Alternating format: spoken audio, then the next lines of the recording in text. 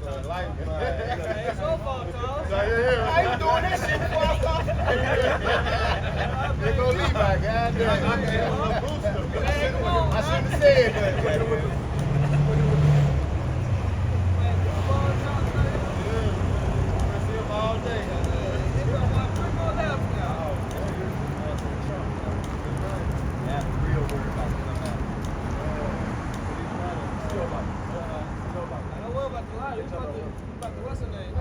Don't worry about it. I get it in a minute.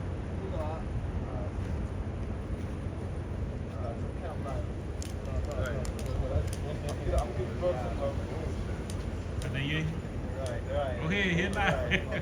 I'm already rolling. Yeah, come on, bro. Let's get crack.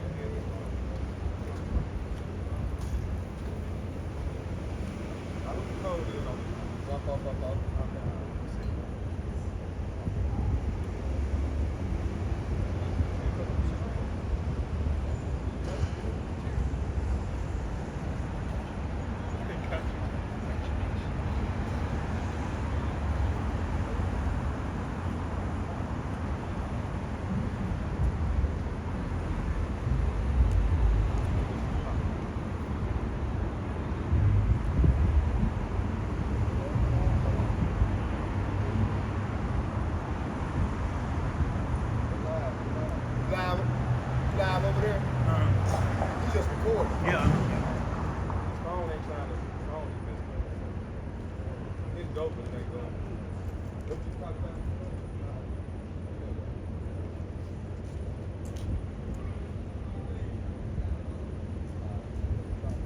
I'm live. I can.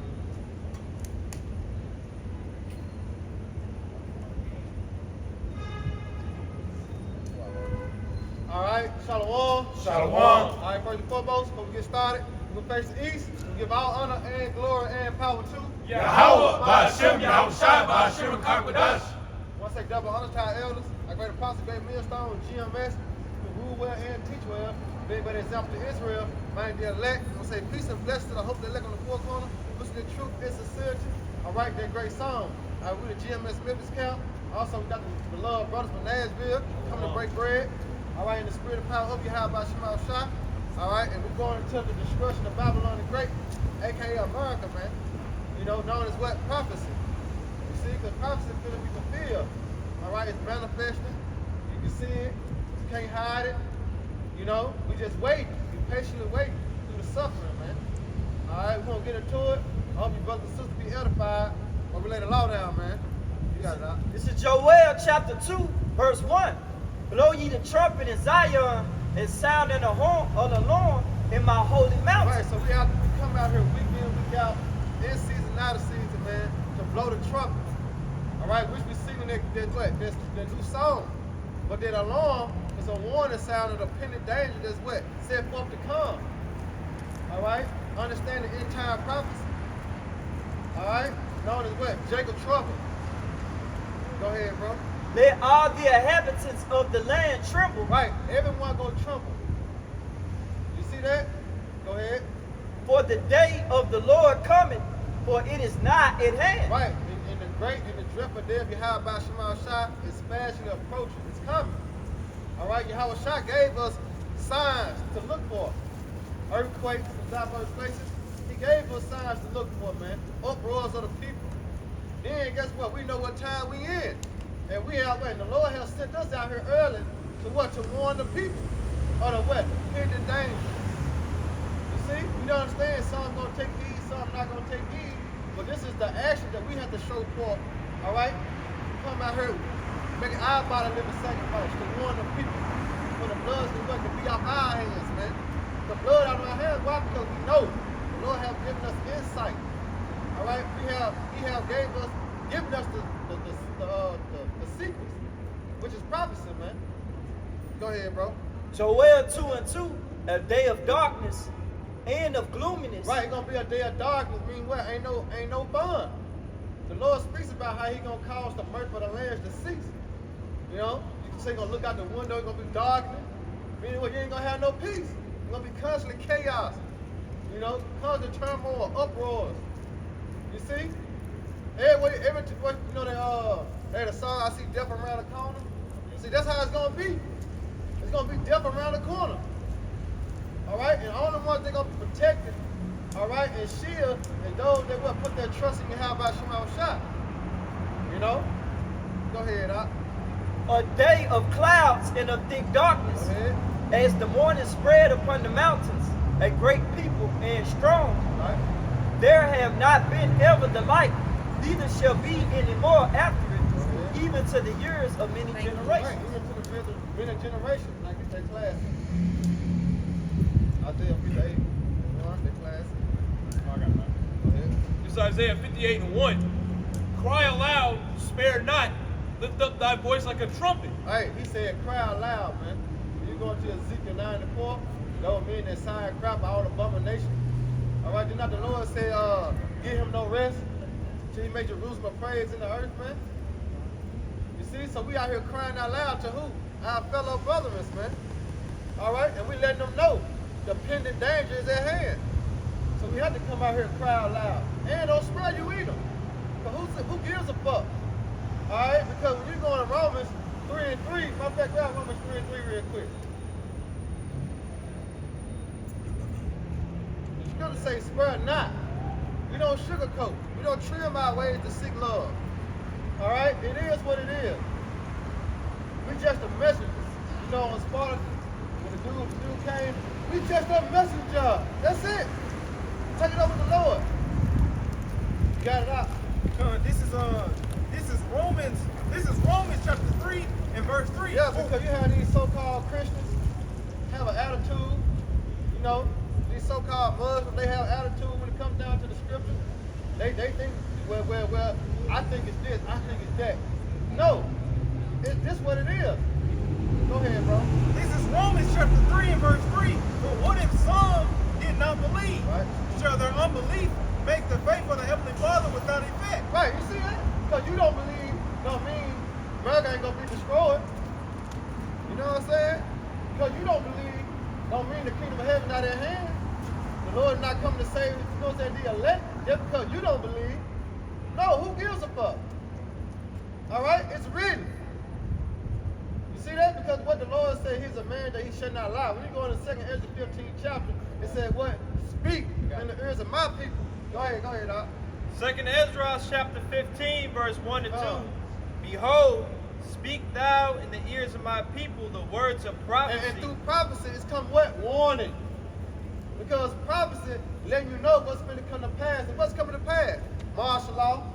All right, you got the FEMA camps, the concentration camps. You know, you're going to have race wars, class wars. All right, famine, pestilence, evil. You know, the hour of temptation. See, all this is prophecy. And the Lord told us to come out here and to warn the people. Put them on game. That basically, you putting them on game. We getting them a heads up. But Jake what? Jake comfortable. You know, that's why Jake don't want to wake up out of sleep. But the scripture says it's high time to wake out of sleep, man. For your salvation, the nearer you believe. Jake like, hell no, man, not right now, man. But you gonna wake up too motherfucking late. If that's your ass, Mr. Postman. Go ahead, bro. Which I will put in thy mouth, saith the Lord. Right, because this is the spirit that you see. Fulfillment of Revelation 11 and 3. This is the fulfillment. All right, after 3 days and a half, the spirit shall enter to them. This the fulfillment of it. That's prophecy, man. Manifested before their eyes to back up Psalms 51:18. I will set them in order for their eyes. This prophecy being fulfilled, man. You come out here and do what? To warn. Go ahead, Doc. Verse 2. And cause them to be written in paper, But you got the scriptures. Because they was written on the scrolls, man. Go ahead. for they are faithful and true. And they are faithful and they are true. Alright? It's the only book. Alright? This is the only book deal with prophecy, man. You can't go to no motherfucking Quran. You know, the book of the dead. The book of the Egyptians. You know, Rastafari. You know, none of that compared to these scriptures, man. This is a prophetic book. That's why it's the most selling book, you know? You got it. I'll come back to that jump. All right, this is Isaiah 58 and 1. Cry aloud, spare not. Right. Lift up thy voice like a trumpet. Right, you gotta lift your voice up, man. You gotta be a man. Out spirit, you gotta know what you mean. It mean what you say. You know, because at the end of the day, we hope not to be confounded. All right? Because we speaking of what? According to the word of the Most High, man. Not on our own ass. We don't lean to our own understanding. We lean towards the scripture. You can't get mad at the scripture. Go ahead, Doc. And show my people their transgression. And how we show our people their transgression? Where they going off at? How we do that? By the scriptures. And applying to today's world. All right? How niggas still being a nigga. Thought still being a thought. That's not us. You going off. Committing adultery, eating pork. You going off. So we showing you your transgression by what? The law. All right? Go ahead. And the house of Jacob their sins. Exactly, man. That's what we out here to do, man. Call out about Shema Shah. We be able to, be in a position to warn our people. All right? As we have been warned. But it's the spirit of the Lord, but we take heed.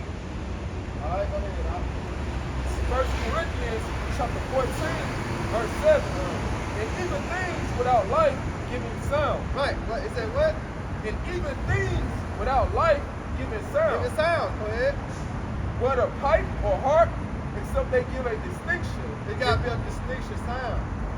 Go ahead, Pop this verse. In the sound, how shall it be known what is pipe or harp? Woo. For if the trumpet give an uncertain sound, who shall prepare himself to the battle? Right, and that's what we preparing ourselves for, right? The battle. Is it not a spiritual war? All right, what I said Corinthians 2, it speaks about the whole army of the Most High. Ephesians 6. Yeah, right up here quick.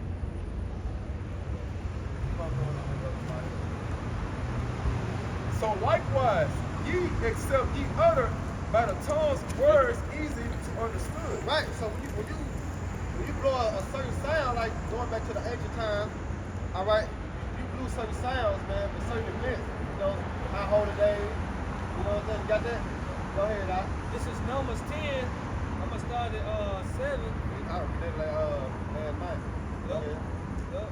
It's a whole chapter going to that trumpet. It say, but when the congregation is to be gathered together, you should blow, but you should not sound an alarm. Right. And the sons of Aaron, the priests, should blow with trumpets, and that should be to you for an ordinance forever throughout your generations. See that? Go ahead. It said, and if you go to war in your land against the enemy that oppresses you, then you should blow an alarm with the trumpets. Right. See that? So that's a certain sound. They should know when that horn sound like this, enemies is coming. Yeah. You know, then they're gonna further tell you too about how you blow the horn for the high holy days. Go ahead, Doc. What it said, blow you blue moon. Uh-huh. It said, and you should blow an alarm with the trumpets, and you should be remembered before the Lord your power, and you should be saved from your enemies. See that? Because what? That distinction sound that he had blew, which is put that spiritual in modern day time, us out here on the highways. We blowing that trumpet, we out here, letting you know what danger is ahead. Yup. So like an ad, so you supposed to be blowing that trumpets. Why? Because it said remembrance that the Lord will save you from your enemies. That's right. And only a small handful of the women, is blowing that trumpet. That's right. Verse 10, it said also, so this is a different sound. Also in the days of your gladness and your solemn days in the beginning of your months, you shall blow with the trumpets over your burnt offerings and over the sacrifices of your peace offerings, that they may be to you for a memorial before your power. I'm the Lord Yahweh, your power. So there's a whole nother sound that they gotta do. See, it ain't the same sound on each one of them. Now then it could be what? Confusion. You see that? So it gotta be a distinctive sound that you have to blow. Which better prove Ecclesiastes 3. It's a time and a place and a season for everything, man. Alright, so it's a time to blow a certain sound. Go ahead, Doc. This is Psalms chapter 81, verse 3. Blow up the trumpet in the new moon, Right? in the time of appointing, on our Solomon feast days. Right. You got it, you bring it in. They just explain this. For this was a statute for Israel, Right. and a law unto the Most High of Jacob. You see that? So now we have been commanded by Yahweh Shai, all right, to come out here and what? Big those to the marriage that has been fulfilled. And it comes through what? Through the what? Terror of the Lord. All right? Through the persuading. You see? Did not the Lord say, one of your favorite precepts out loud?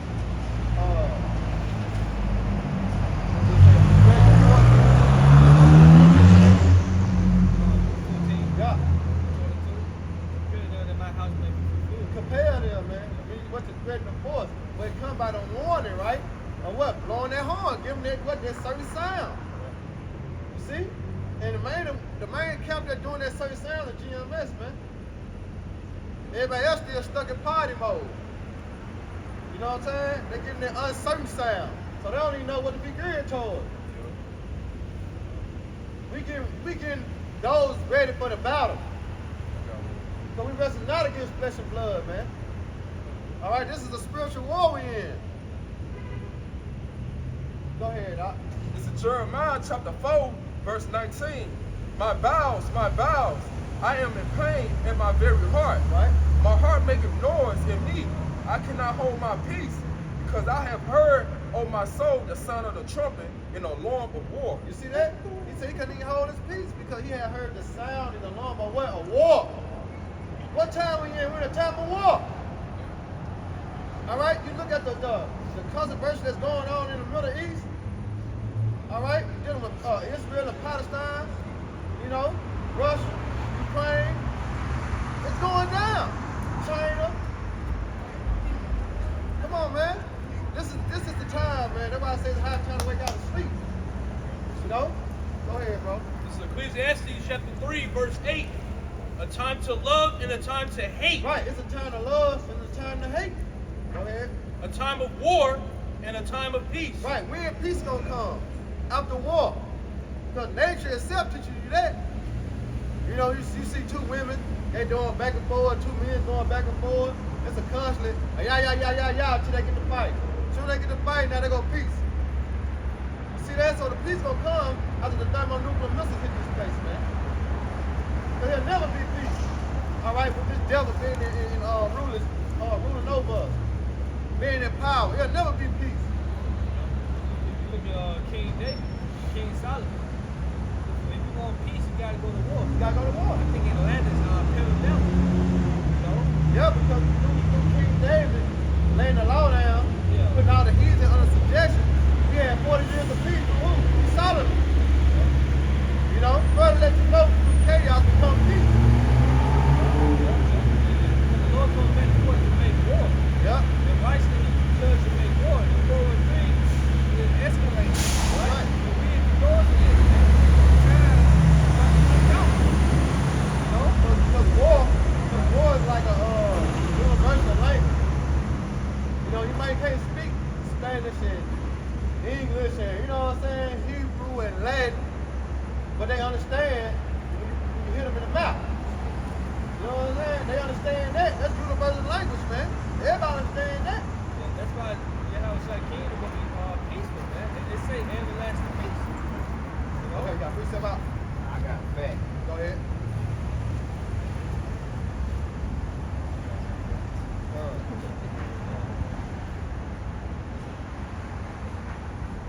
It says only 15 years out of the entirety of the 244 years the United States has been in existence have been peaceful. Only 15 years. Only 15 years without conflict. And this is from the medium.com. So out of 244 years, America's been established as a country. Only 15 of those years they haven't been at war. So 229 years out of the 244 years that America has been in existence, they've been at war. Come on, man. Come on, man. Can't tell me like Esau. You can't tell me that he ain't conquering with the sword. Can I read a little bit more? Go ahead. In the entire history of the United States of America, there has been a grand total of 15 years when we have not been at war with someone, when they have not been at war with someone. Big wars, small wars, wars waged on the open seas and small rivers, across sandy hills, through dense trees, and high in the sky. The United States has engaged in the all. founded in 1776, the United States was engaged in a war for its survival against Great Britain until peace was finally reached in 1783. Unbeknownst to many, unbeknownst, I ain't know that's a word. Unbeknownst to many, this wasn't the end of war for the fledgling United States. No, that wouldn't come for more than a decade. Also beginning in 1776, were the Cherokee American Wars, also known as the Chickamauga Wars, which were a series of back and forth conflicts between American settlers moving into the old Southwest and the Cherokee tribes calling this land home. Until the end of 1795, the violence would rage what is now Tennessee, as well as the colonies and eventually states of Virginia, North Carolina, South Carolina, Georgia, and Kentucky.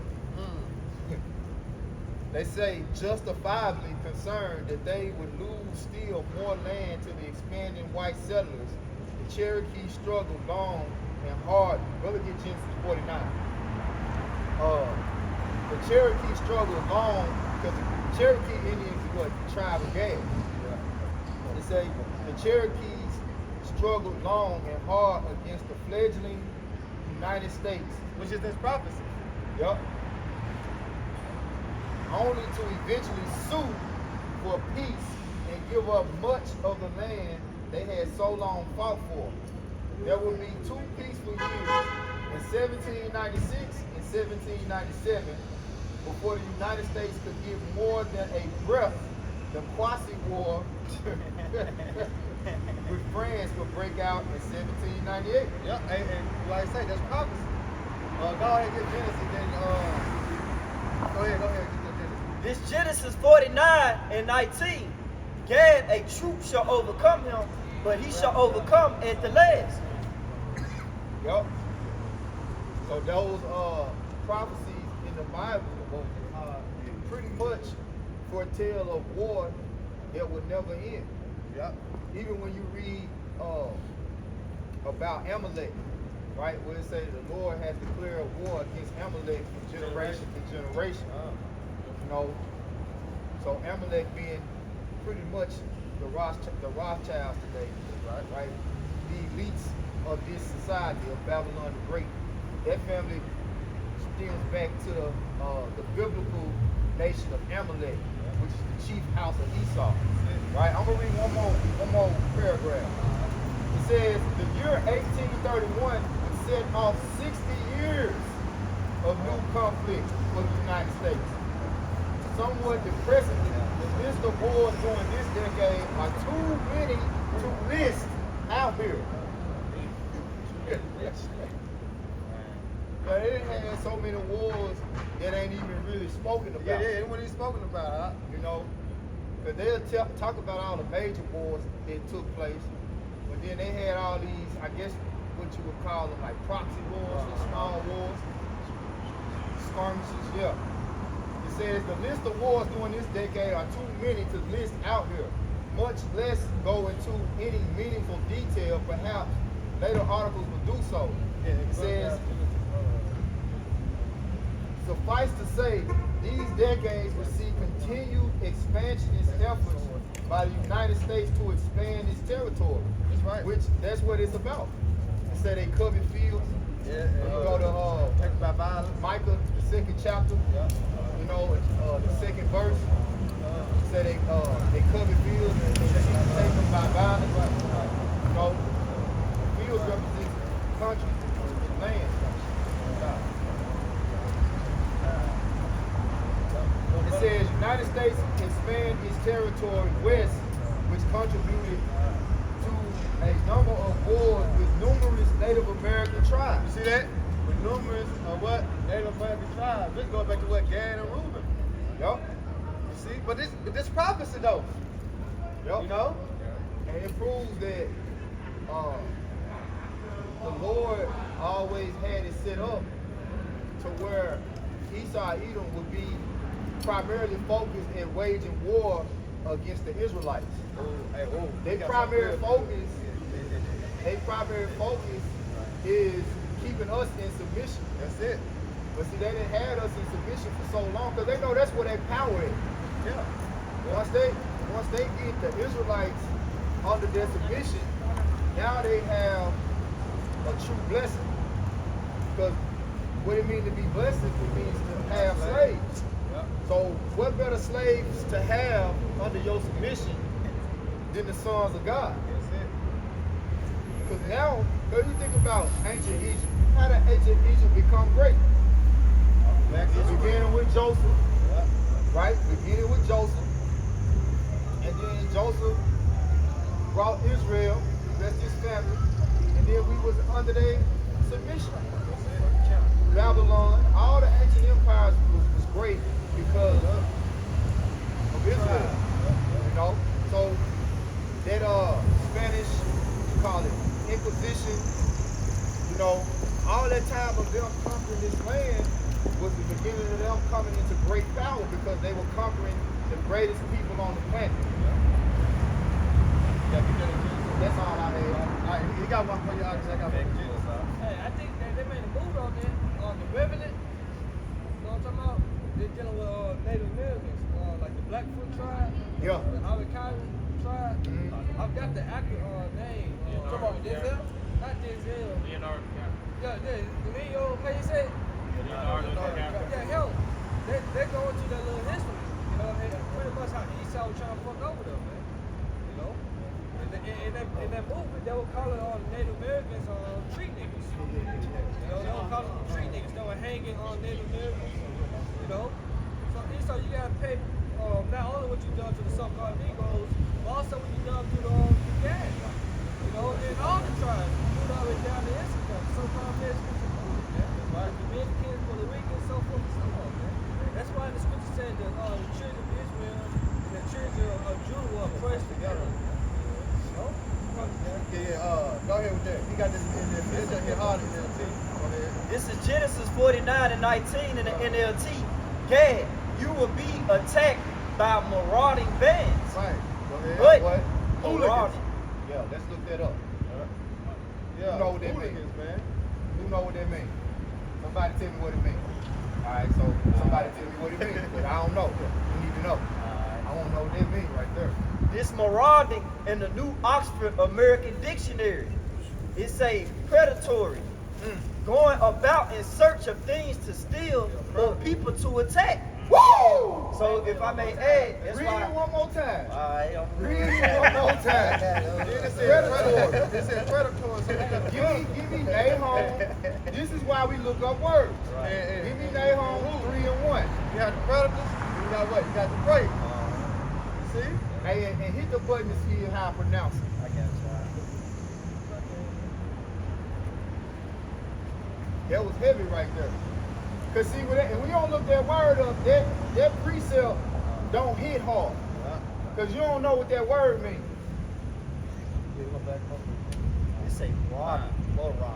Marauding. Marauding. Yeah, hooligans. Right. You know? Go ahead. The real savages. Going to that word. This is marauding in the New Oxford American Dictionary. It say predatory, going about in search of things to steal or people to attack. That's Esau. It's total 116, Michael. Yeah. The second chapter, we have placed man in inheritance. If I may add, that's why another word for that is discover. So when you go into discover means to deceive. To be basically like malicious. So hey, he be using the words, he just like to use big words to try to block his character.